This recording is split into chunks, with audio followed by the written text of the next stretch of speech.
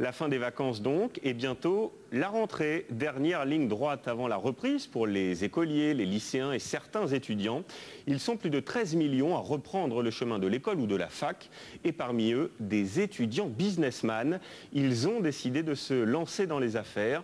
Des jeunes passionnés qui ont envie d'apprendre. Alors concrètement, comment ça marche et qui sont-ils? Reportage Amira Swillem, Frédéric Basile et Dominique Loubert. Ils ont 24 ans, ils sont étudiants et ils sont bien dans leur basket. Nicolas est en 5e année d'école de commerce. Frédéric, lui, vient tout juste de décrocher son master.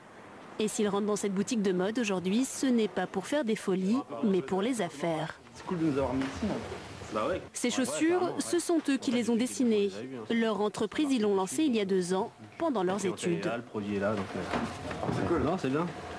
On est libre, entre guillemets, quand on est étudiant, on papillonne, on est libre, on a du temps. Allons-y, vivons notre passion à fond. Étudier et entreprendre, pas toujours facile. Des cours séchés, des examens souvent passés au rattrapage et surtout des dettes. Nous, on a emprunté 17 500 € chacun. Puis on avait demandé aussi à des amis de nous aider à investir. On a 13 copains qui ont mis entre 500 et 2000 €. Nos grands besoins aussi actuellement. Des dettes et de longs mois à ne pas se verser de salaire. Aujourd'hui, la réussite est là. Les chaussures sont vendues en France, en Europe et même au Japon. L'entreprise emploie 7 personnes. Pas assez, il faut recruter plus. C'est une entreprise à taille humaine et peut-être le relationnel se fait un peu plus aisément. On essaie à chaque fois d'aborder les entretiens un peu cool pour voir comment l'autre personne se positionne.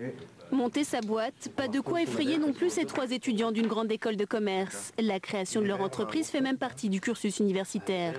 Le dernier semestre de leur master, ils le consacrent à leur projet. Leur invention, des lunettes pour presbytes.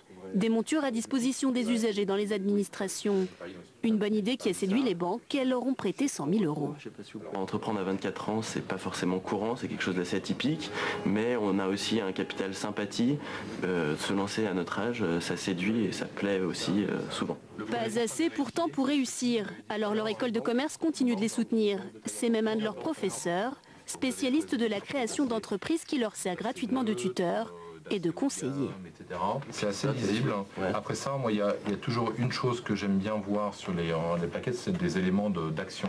Vous êtes encore dans une logique un petit peu scolaire qui est de thèse, antithèse, synthèse, le titre du chapitre, etc. Il y a plein d'erreurs qu'un jeune entrepreneur va faire très souvent. Pour en citer qu'une que je fais assez régulièrement, c'est le prix.